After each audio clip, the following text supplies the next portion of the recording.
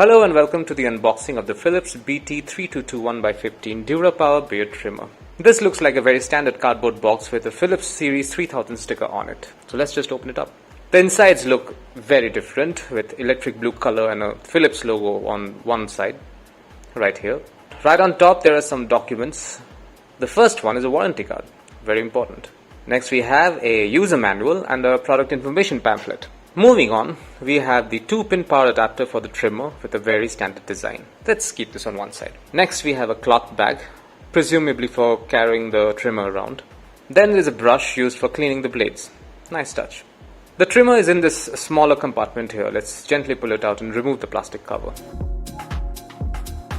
This is what the Philips BT3221x15 DuraPower beard trimmer looks like. It is quite sturdy and comes with ergonomic grips. The Philips logo is quite visible as well. The head, as you can see, is detachable and carries titanium coated blades that claim to be self-sharpening.